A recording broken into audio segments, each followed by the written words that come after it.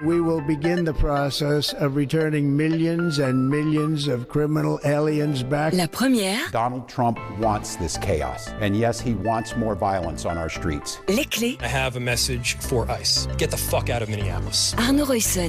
Bonjour à toutes, bonjour à tous et bienvenue dans Les Clés pour un épisode où nous allons essayer de comprendre ce qu'est l'ICE, communément appelée la police de l'immigration aux États-Unis, même si ces agents ne sont pas à proprement parler des policiers. L'ICE, c'est cette agence à qui Donald Trump a confié la mission d'expulser plus d'1 million de migrants par an désormais et dont les interventions, qui de plus en plus souvent dérapent, sèment la peur aujourd'hui dans une partie de la population américaine, pas seulement au sein des communautés immigrées. Alors qu'est-ce que l'ICE ? Quels sont les pouvoirs de cette agence ? Pourquoi suscite-t-elle aujourd'hui la colère et la crainte chez des millions d'Américains ? Eh bien, on a 27 minutes pour tenter de comprendre. La première, les clés.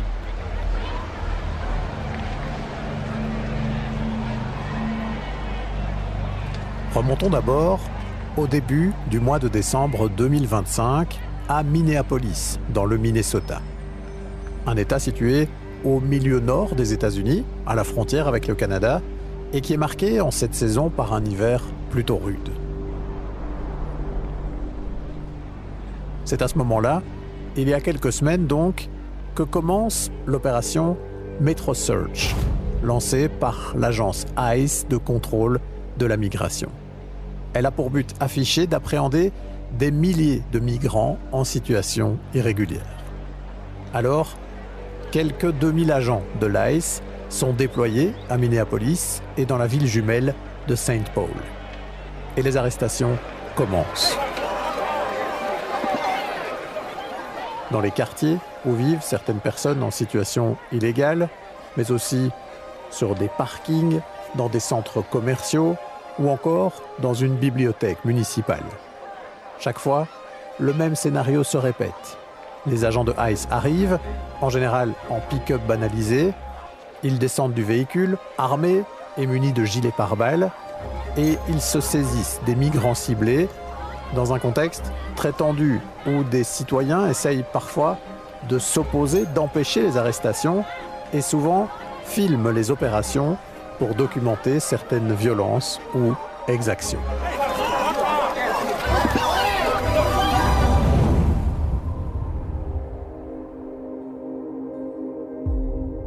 C'est dans ce contexte que, le mercredi 7 janvier, va se dérouler un drame dans un quartier résidentiel de Minneapolis.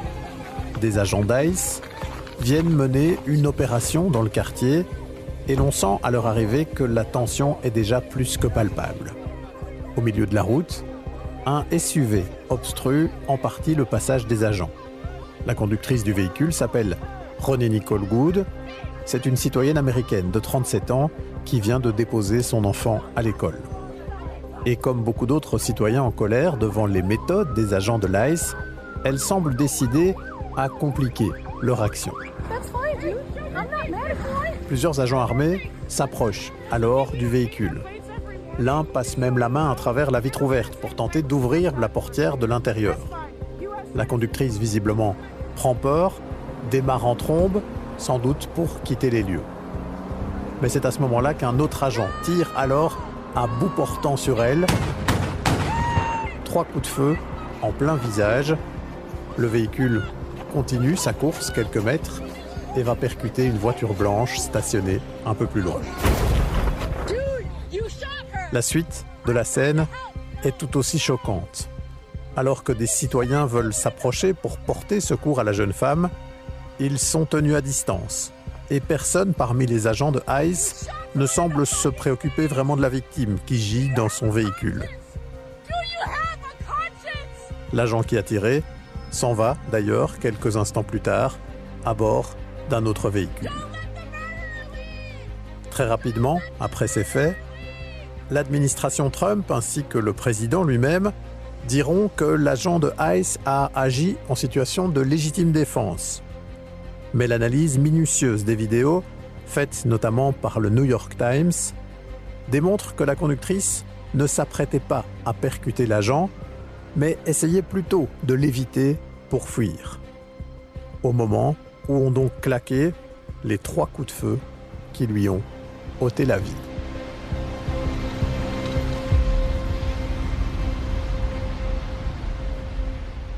Voilà, et suite à cela, de nombreuses manifestations ont eu lieu à Minneapolis et ailleurs aux États-Unis. On va y venir dans un petit instant, évidemment. Mais avant toute chose, on va essayer de mieux comprendre dans cette émission ce qu'est l'ICE, donc acronyme de Immigration and Customs Enforcement, littéralement contrôle de l'immigration et des douanes. Et pour en parler avec nous, il y a Marco Martiniello. Bonjour. Bonjour. Vous êtes un spécialiste de l'immigration, professeur à l'Université de Liège, au Centre d'études de l'ethnicité et des migrations. Et vous connaissez bien aussi les États-Unis, on va le préciser, pour y avoir enseigné pendant plusieurs années. Alors revenons peut-être aux sources tout d'abord avec vous.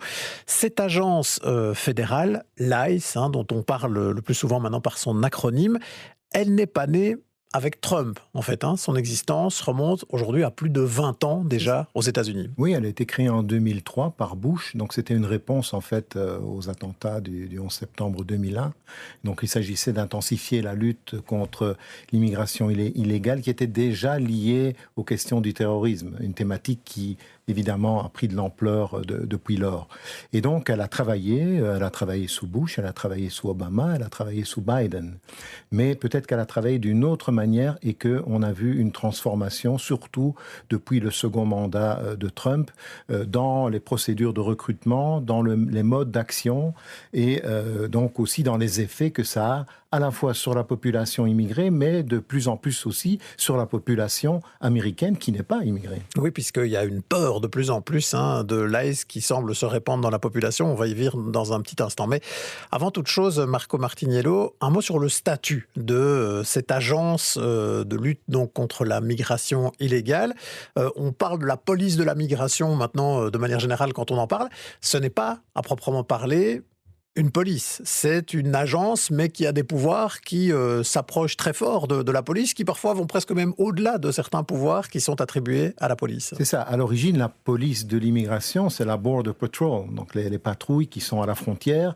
Et la politique migratoire aux États-Unis, en tout cas dans l'aspect, je dirais, répressif, se joue surtout à la frontière. Et donc la Border Patrol, c'est quelque chose d'ancien. J'ai eu l'occasion de passer une journée avec eux au Texas, à la frontière, pour voir comment ils travaillaient.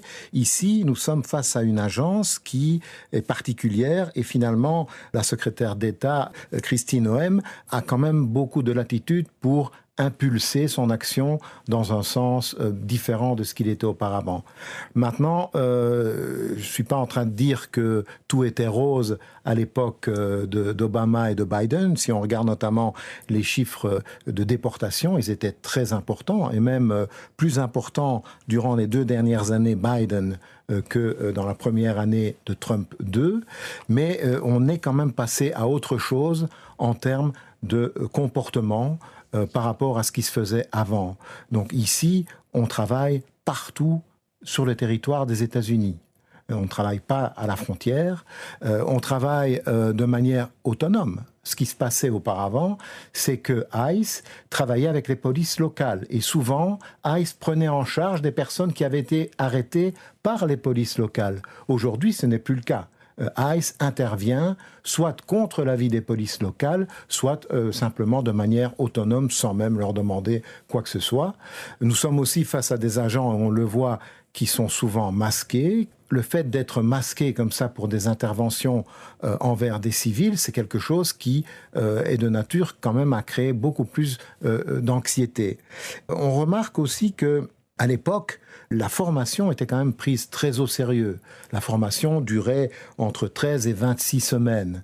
Aujourd'hui, apparemment, la formation, dans le meilleur des cas, ne dépasse pas 8 semaines.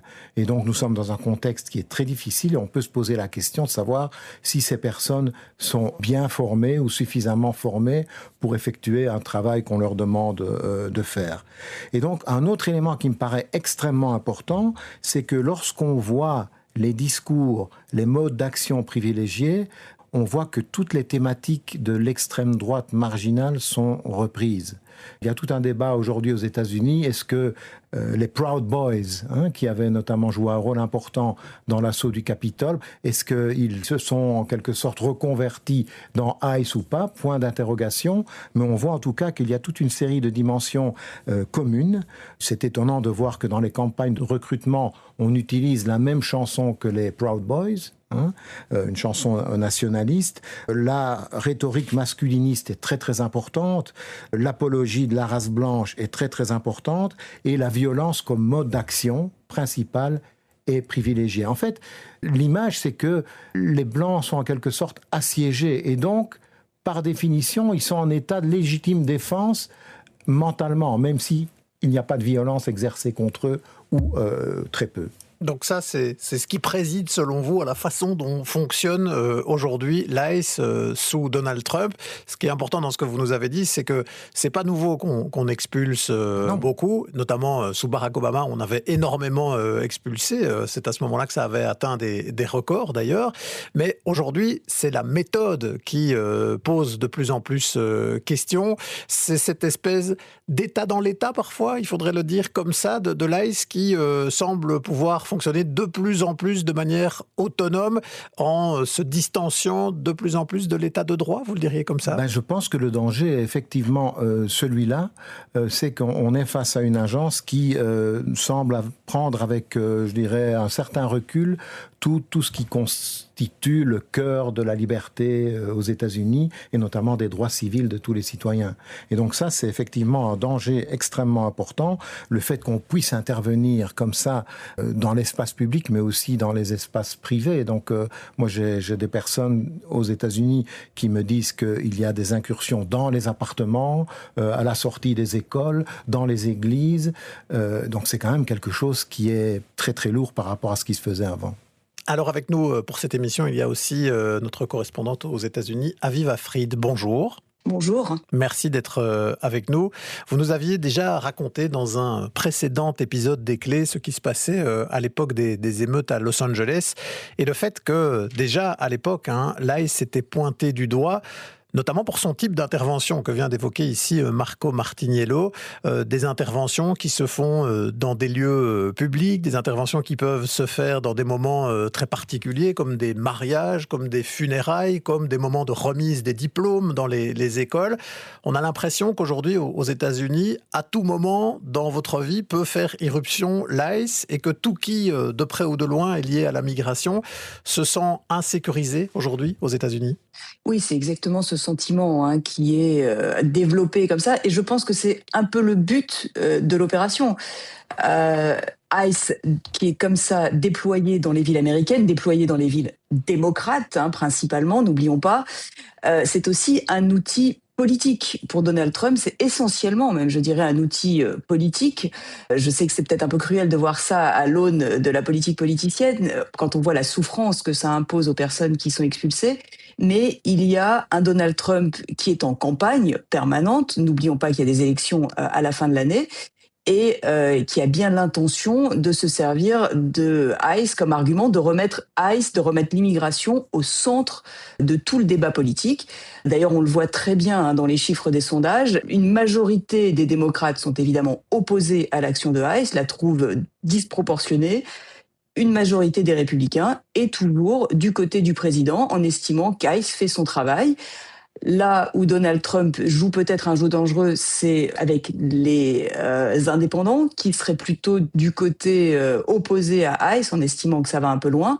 Mais on ne peut pas dire qu'il y a un rejet massif des méthodes d'ICE par la population générale aux États-Unis. Et c'est là-dessus que veut jouer Donald Trump, en espérant également de son côté que les démocrates, qui sont toujours très embêtés avec ce sujet de l'immigration, ne trouveront pas un angle d'attaque qui pourrait marcher pour eux. Ce qu'on voit d'ailleurs déjà, parce que les démocrates, qui ne sont quand même jamais loin de se tirer une balle dans le pied au moment des élections, ont relancé le grand débat, abolir ICE, ne pas abolir ICE, qui est un débat qu'on a déjà vu. Ils ne gagnent pas. Les Américains veulent une régulation de l'immigration.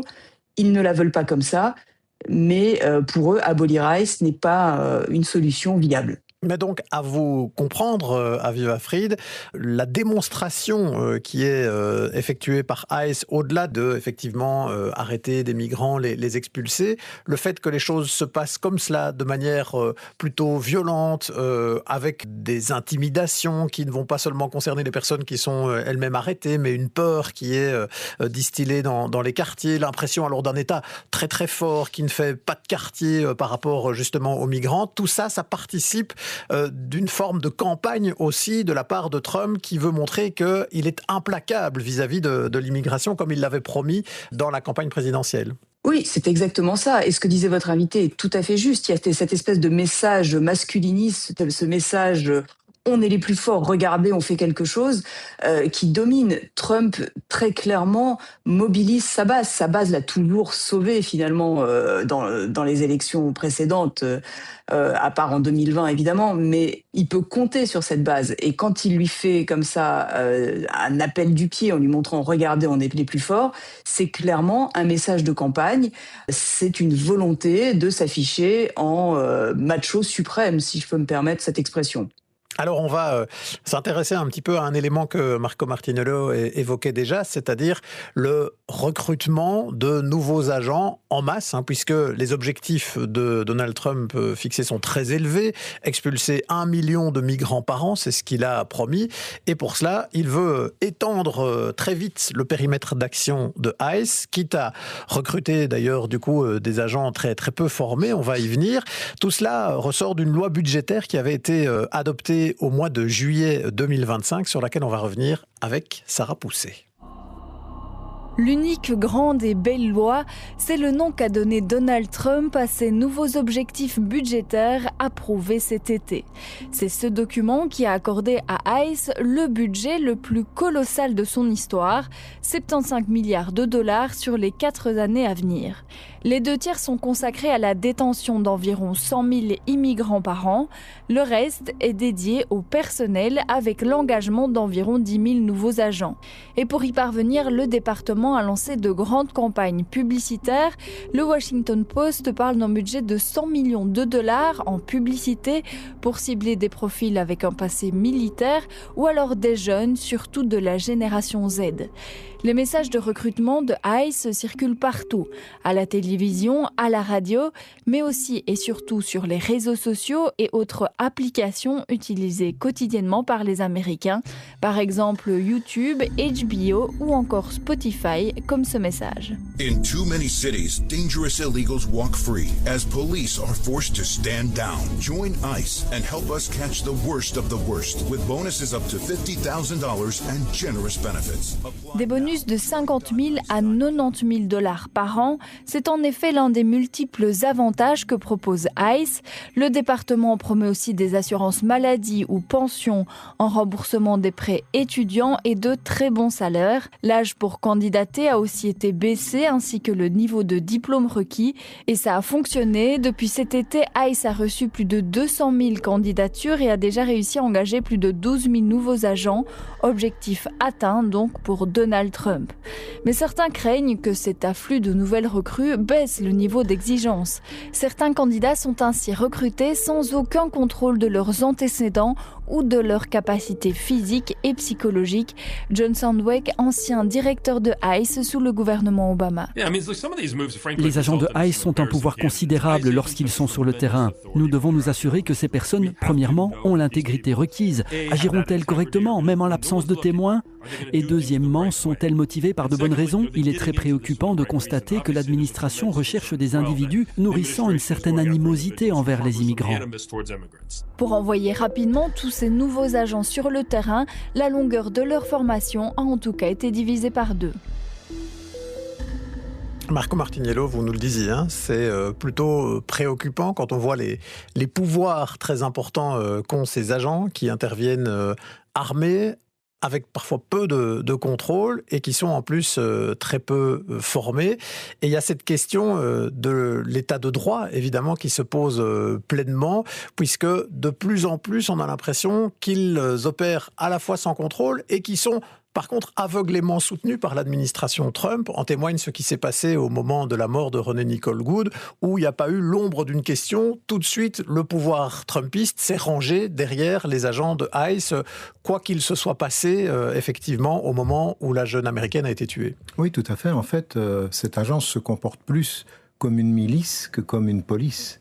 Et ça, dans un système démocratique, c'est révélateur peut-être d'une transition. Et c'est effectivement très préoccupant. Maintenant, les appels, les campagnes de recrutement, aux États-Unis, ça a toujours existé. En cas de guerre, l'ennemi extérieur, Uncle Sam needs you. Aujourd'hui, il y a cette idée que l'ennemi est là à l'intérieur de nos frontières. L'ennemi, ce sont les immigrés, illégaux, mais aussi qui ne sont pas illégaux.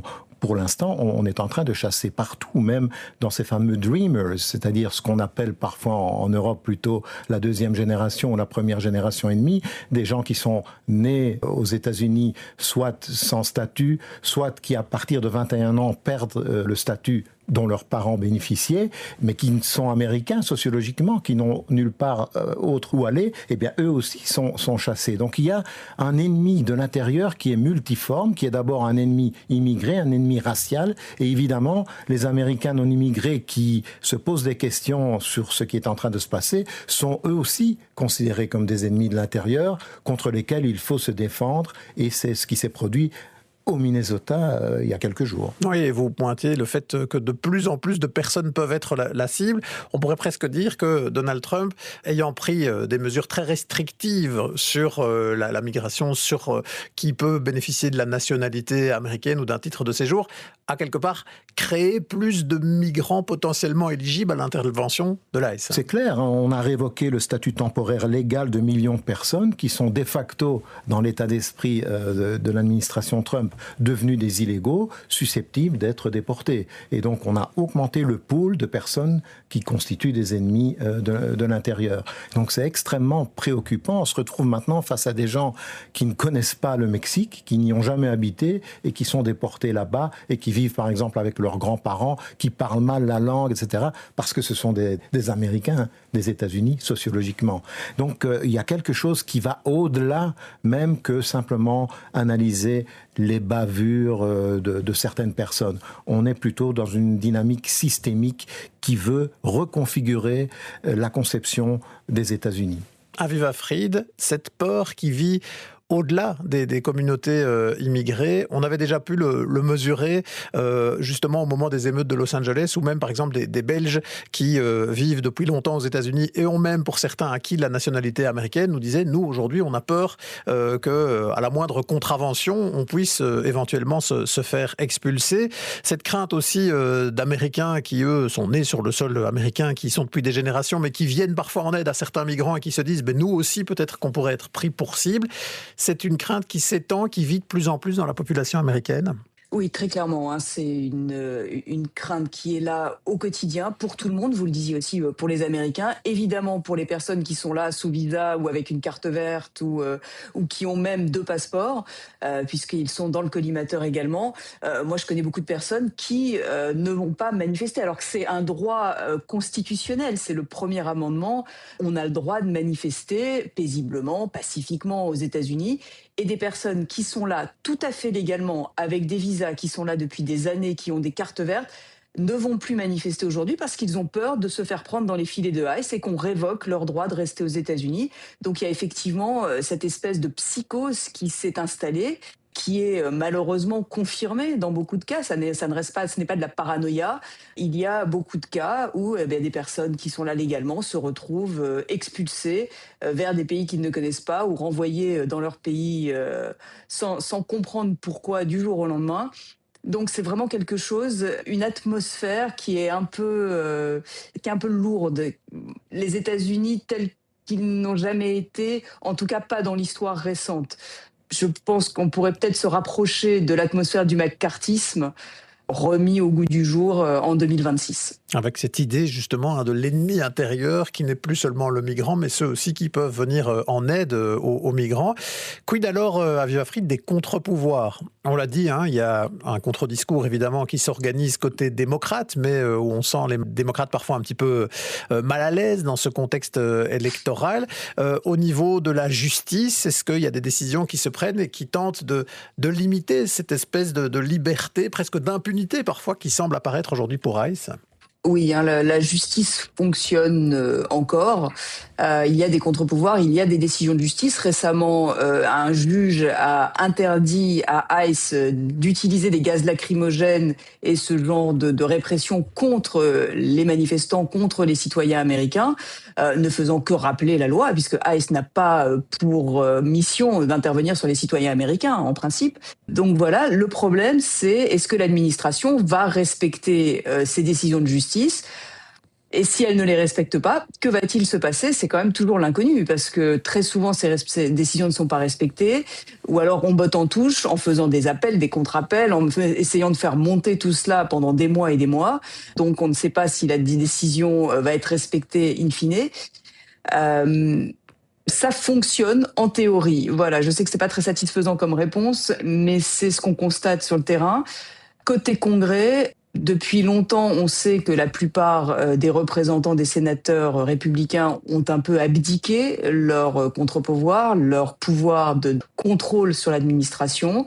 Sur certains thèmes qui ne sont pas le thème d'ICE, certains se réveillent, mais en tout cas sur l'immigration, pour l'instant, ils sont singulièrement muets. Alors un dernier mot avec vous, très brièvement, Marco Martiniello. Est-ce qu'aujourd'hui, quand on entend ça, qu'on entend ce que nous dit Aviva Fried, la justice peut agir, mais on verra si les décisions de justice sont respectées, ce qui est évidemment très étonnant quand on parle d'un état de droit comme les États-Unis. Est-ce que vous êtes inquiet pour l'avenir ? Je suis inquiet pour l'avenir des États-Unis, je suis inquiet pour l'avenir de l'Europe et je suis inquiet pour l'avenir de notre pays, où aussi notre gouvernement parfois s'assied sur des décisions de justice dans le domaine du droit d'asile notamment. Et donc oui, nous sommes dans une période qui est de nature à favoriser l'inquiétude, mais aussi l'espoir. C'est vrai que la justice fonctionne encore un peu. Dans cette question qui nous intéresse aujourd'hui, les données, c'est extrêmement important. Avoir accès aux données n'est pas facile aux États-Unis. Un projet s'appelle Deportation Data Project et il passe par la justice pour avoir des données. Mais les données sont là quand même. Une petite lueur d'espoir, donc encore, pour les défenseurs de l'état de droit, avant de refermer ce podcast. Dans un contexte où l'état de droit, on le sait, recule sous les coups de boutoir du Trumpisme, de temps en temps, la justice parvient quand même à marquer des points, notamment pour forcer l'accès à certaines données et pouvoir du coup documenter ce qu'il se passe et surveiller autant que possible la façon dont se pratique cette politique migratoire extrêmement dure. À voir jusqu'à quand ces données seront encore accessibles, tant on voit que les attaques de l'administration Trump se multiplient aussi sur les données elles-mêmes dans de nombreux domaines de l'action publique aux États-Unis. Voilà, c'était Les Clés, avec à la réalisation sonore de cet épisode Antoine Duhartz, à la préparation Sarah Pousset et Arnaud Reussen. Et si cet épisode vous a intéressé, n'hésitez pas à le faire connaître, à le partager autour de vous. Puis si vous voulez nous écrire, je vous rappelle l'adresse lesclés@rtbf.be.